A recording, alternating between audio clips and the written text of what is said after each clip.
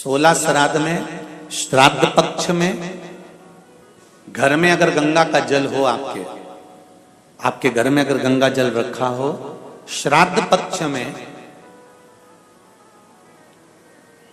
तुलसी के क्यारे के पास में एक छोटी सी कटोरी रखकर घर का कोई भी व्यक्ति, चाहे महिला हो, पुरुष हो, पुत्रवधू हो, बच्चे हों, कोई भी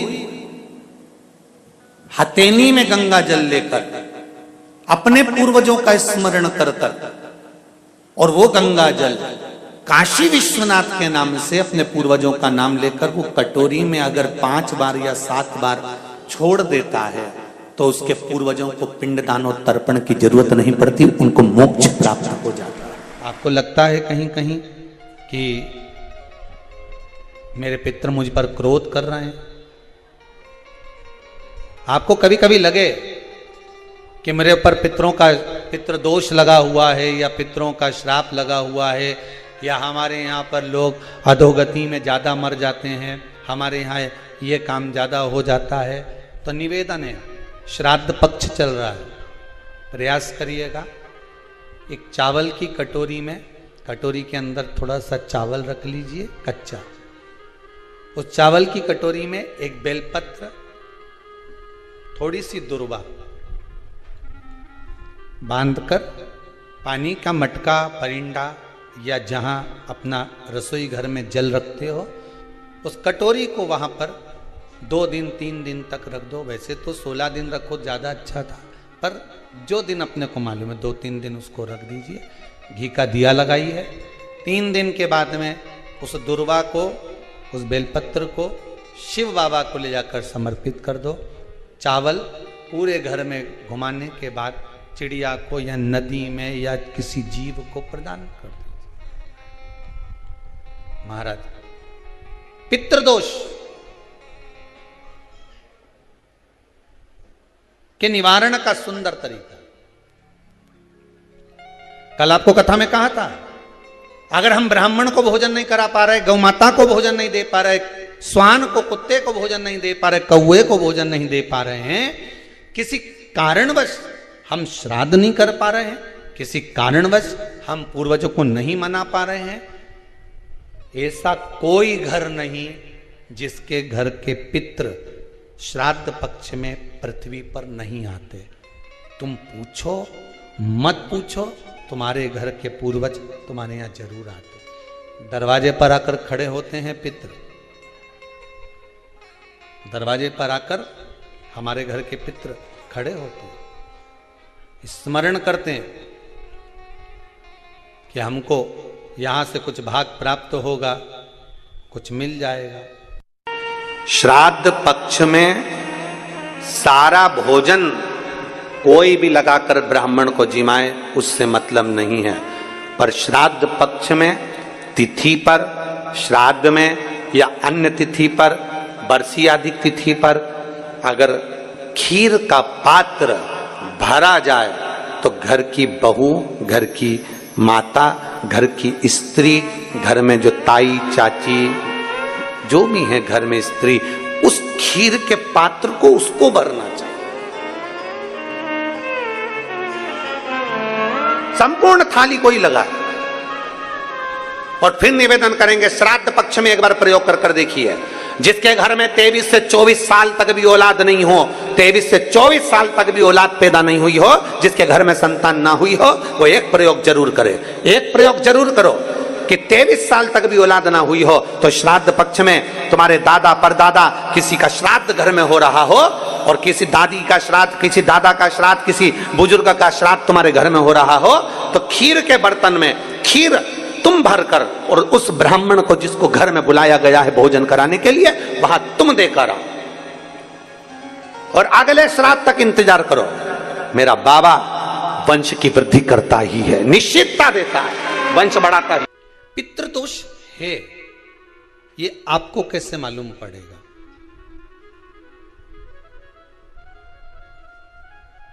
पितृ भूखे हैं, इसका तो वर्णन हमने पहले कर दिया कि रात्रि को जब आप सोने के बाद में 1-1.5 घंटे बाद अगर आपकी नींद खुल जाए, 1 घंटा 1.5 घंटा आप सो लिए, उसके बाद जो नींद खुली तो 1-1.5 घंटे तक अगर आपको नींद नहीं आ रही है, रात्रि को सोने के बाद में 1 घंटे बाद जब उठे तो आपको प्यास लग गई, भूख लगने लगी, प्यास लगने लगी कि मेरे को पानी पीना पड़ेगा, घबराहट हो रही, पानी पीना पड़ेगा। 1-1.5 घंटे सोने के बाद अचानक नींद खुले और आपको प्यास लगे, समझ लेना आपके पितृ भूखे हैं और प्यास है।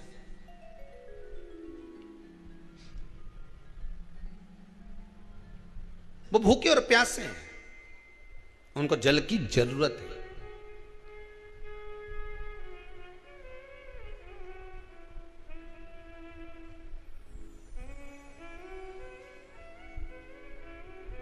किसी भी नदी में, सरोवर में, कुंड में, बावड़ी में, तालाब में, आप तीर्थ में जाकर जब स्नान करते हैं तो स्नान करने के बाद एक काम का नियम बना लो कि अपने हाथ की अंजलि में जल लेकर अपने पूर्वजों को देना है।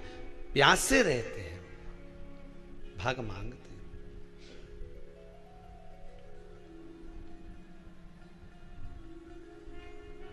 भाग प्राप्त करना।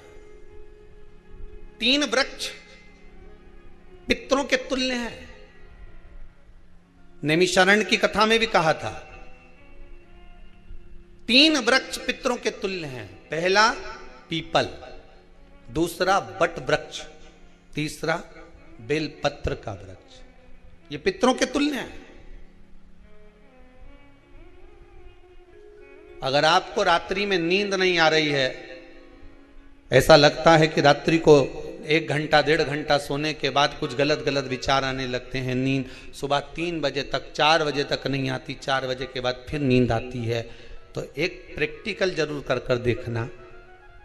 एक प्रैक्टिकल करने में क्या जाता है, प्रयास करने में क्या कुछ जाता है क्या? प्रैक्टिकल कर कर देखना कि कहीं सियोर वाला महाराज झूठ तो नहीं बोल रहा, तो प्रैक्टिकल करने में कुछ नहीं जाए।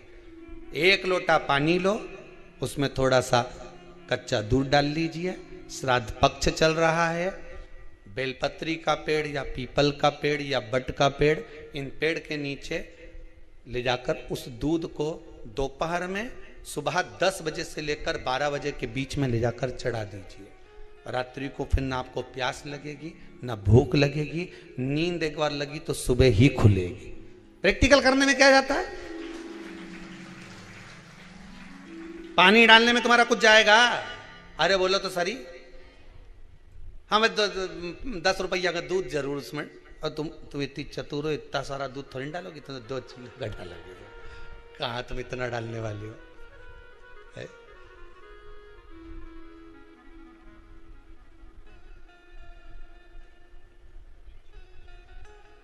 कहा बहुत चतुर चतुर लोग हो रहे संसार में हो। भले पूजन पाठ नहीं करे, पर कहीं का एकदम मिलने आ जाए ना, क्या अम्मा जी है क्या पाठ कर रही है, फिर वो भी बैठ गई तुरंत, अभी तो सोई थी,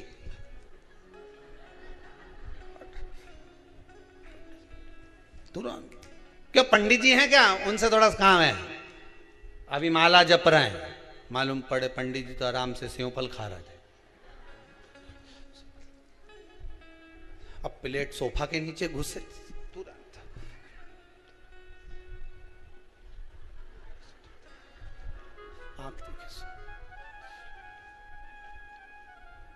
प्रैक्टिकल करने में क्या जाता, कुछ भी नहीं बिगड़ेगा। ये तो बस जल डालोगे तुम्हारा ही कुछ अच्छा हो सकता है, बाबा की कृपा है।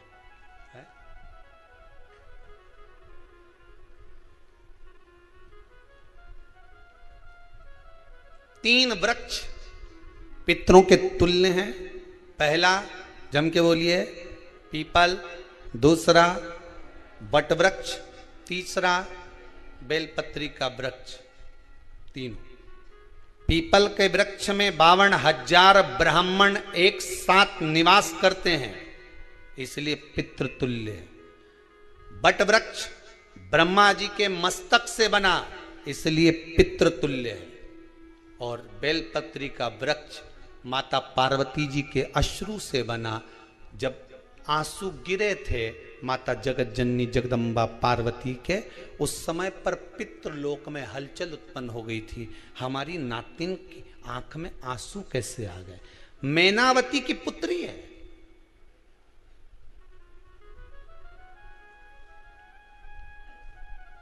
पितरों की नातिन, इसकी अश्रु कैसे गिर गए?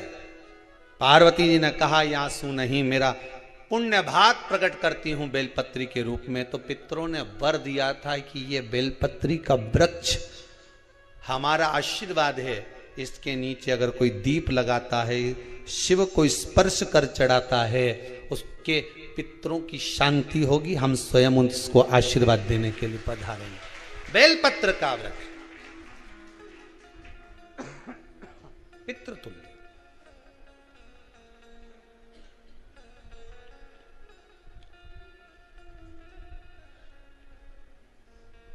तो रात्रि को अगर भूख लग रही है, प्यास लग रही है, तो पितृदोष है। दूसरा पितृदोष का लक्षण बताया, घर में कोई शुभ कार्य ना हो, वंश की वृद्धि ना हो।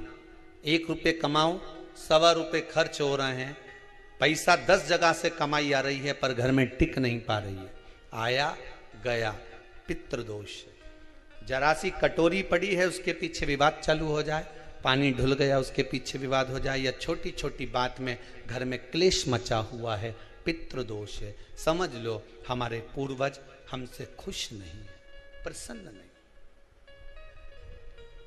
कोई कहता है गुरुजी श्राद्ध बड़े बेटे को करना चाहिए कि छोटे को करना चाहिए?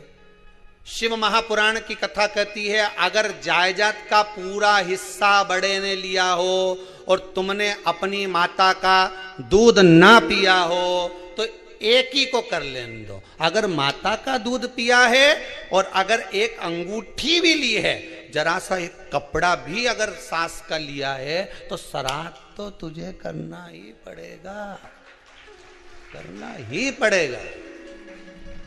तूने मेरा दूध पिया है तो बिल्कुल जम के तो बोलो।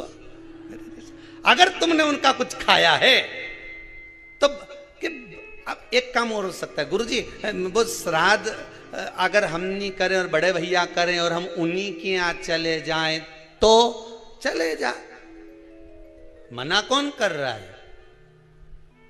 पूड़ी का तेल तू ले जा, खीर का दूध 2 थैली तू खरीद के ले जा। जितना वहां वो सेवा करे उतनी सेवा तुम करो। गलत है क्या? जायदाद का भी तो हिस्सा किया था। सुई की नोक के बराबर नहीं धुआं ने, ईंट इधर खसकी है तो हमारी इधर खसका दीजिए। हमारी बसियत में इतना लिखा है तो फिर बसियत में ये भी लिख के जाना चाहिए था। मैं तो कहूँ सबके तुम डरो मत ही रहे एक भी। जब छोरा छोरी के जब सब सामान प्रॉपर्टी दो ना, जमीन दो ना, जायदाद दो ना, सारा सामान छोरा छोरी के दो, तो उनके लिख के भी जाओ कि हमारी श्राद्ध कर दे अच्छे से, नहीं तो भूतड़ी बन के सताऊंगी।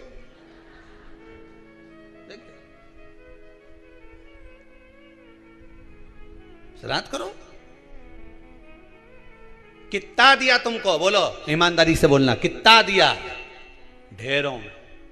और एक बात बहुत अच्छे से कहूंगा, आप लोगों के जीवन में उतरे। अगर मायके में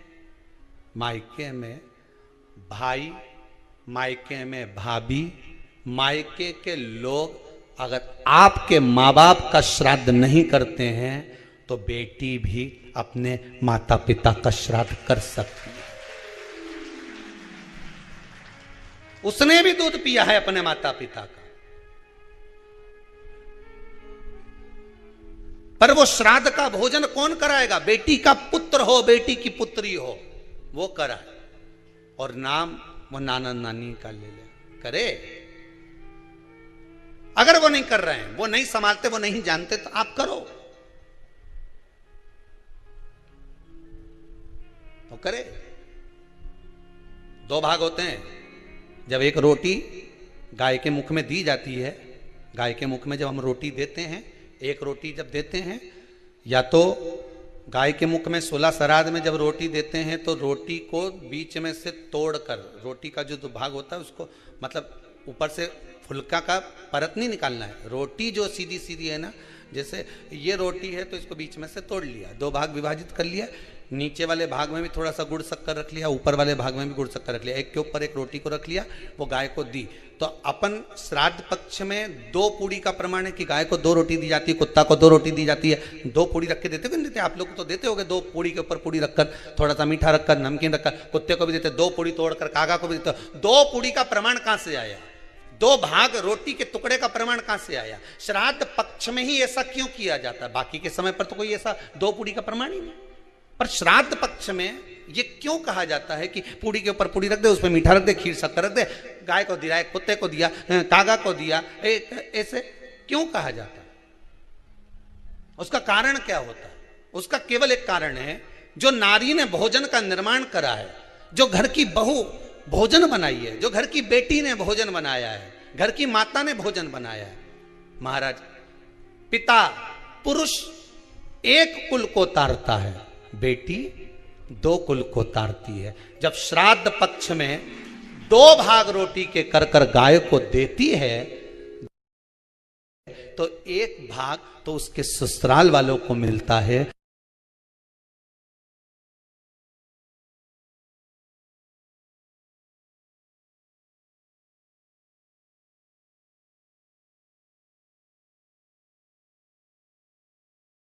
मायके को भी मिले, ससुराल को भी। जब गया जी का पिंड होता है तो नाना नानी सबका स्मरण कराया जाता है। 2 भाग,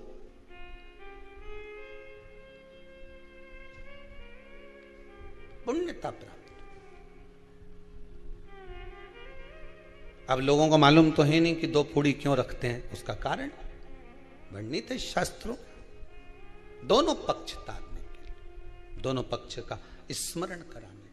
महाराज, बिंदु प्रेत योनि में पड़ा, चंचुला देवी उनके मोक्ष का प्रयोजन कर रही है, प्रयास कर। क्या करा जाए कि इनको मोक्ष मिल जाए? कहा शिव महापुराण की कथा। पार्वती मैया की सहेली बन गई और पार्वती मैया ने शिव महापुराण में प्रेत योनि से मुक्त होने के लिए कहा, तुम रुका जी के यहाँ जाओ, देवऋषि नारद के पास जाओ। नारद जी ने तुमरुका जी के पास भेज दिया। क्यों? नारद जी जानते हैं मैं कथा नहीं कह सकता, मैं कथा सुन सकता हूं पर कह नहीं सकता। कहने के लिए मुझे बैठना पड़ेगा, सुनने के लिए हो सकता है कि मैं चले जाऊं, वापिस आकर बैठ जाऊं।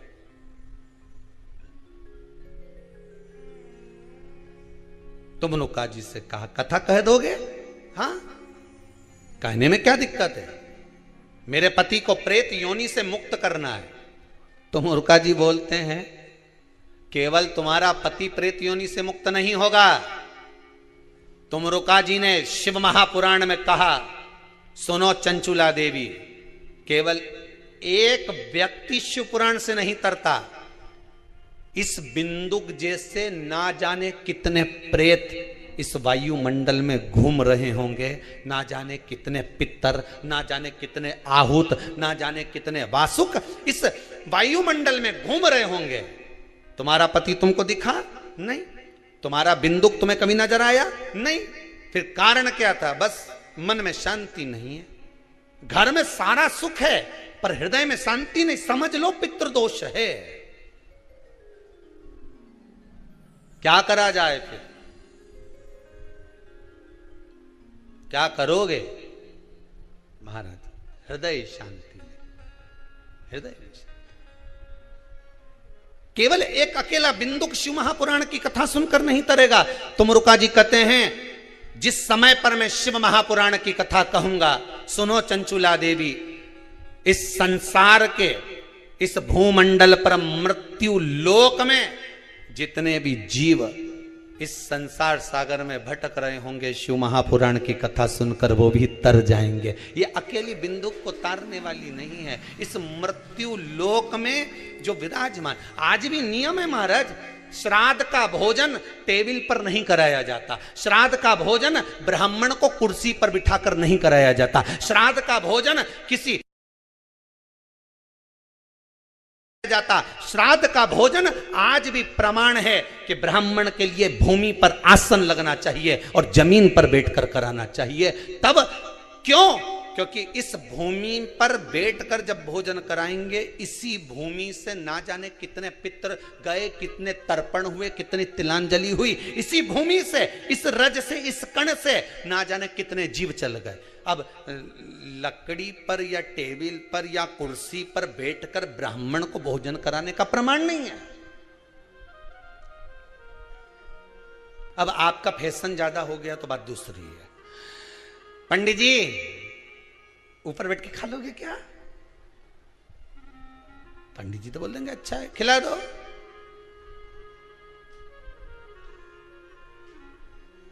ऊपर बैठ के क्यों? वो झुकने में थोड़ी सी कमर लचक जाए, क्योंकि खीर परसेगी तो झुकना पड़ेगा। अब ब्राह्मण अगर भोजन करने आसन पर बैठेगा, तुम अगर थोड़ा झुककर परसोगी, ब्राह्मण के सम्मुख में आप थोड़ा सा भोजन कराते समय झुकोगी। जरा विचार करिए, यशोदा मैया के घर में संतान नहीं थी। यशोदा जी श्रावण के महीने में श्रावणी करने आए हुए ब्राह्मण को मात्र खीर परोसने के लिए गई थी। 52 साल की उम्र थी, संतान का सुख नहीं दिख रहा था, खीर परोसने के लिए गई। उतनी देर में ब्राह्मणों ने देखा इनके घर में संतान नहीं है, पुत्र भव कह दिया। और यशोदा जी के पति श्री नंदराय जी कह रहे हैं कि बाबा मैं 60 का या 55 की, बाल हो गए धोले, और तुम कह रहे हो पुत्र होगा, कहां से होगा? ब्राह्मण कहते हैं ब्राह्मण जब भोजन करता है, भोजन करते समय जब वर देता है, वो वर गलत नहीं हो सकता, कहीं से भी आएगा, पर छोरा तो आएगा। और आया, कहीं से भी आया, पर पुत्र आया, क्योंकि आशीर्वाद दिया था। श्राद्ध पक्ष का भोजन टेबल पर नहीं, कुर्सी पर नहीं, श्राद्ध पक्ष का भोजन ब्राह्मण को आसन लगाकर जमीन पर कराना चाहिए, भूमि पर।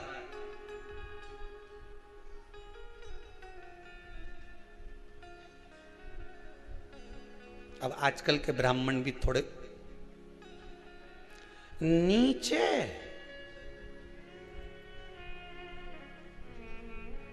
अगर हम टेबल पे ही जिम लें तो जी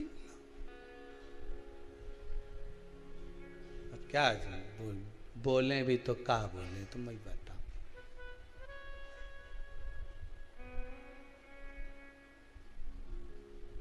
थोड़ा सा भाग भूमि का हो महाराज।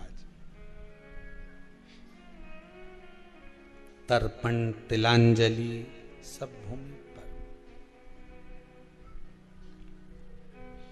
हम तो जो जजमान हवन करने के लिए भी जो जजमान लोग नाम लिखाए हैं पितरों के लिए, तो हम उनको भी कहते हैं कि कुर्सी पर बैठकर आहुति छोड़ने से अच्छा है आप बैठो मनानी पर, पहले सबसे पहले भूमि पर 10 मिनट बैठो, पर बैठकर आहुति छोड़ो। उसके बाद भले आप स्टूल लगाओ, कुर्सी लगाओ, आपकी मर्जी, पर 10 मिनट 5 मिनट तो आप भूमि पर बैठो उन जीवों के लिए।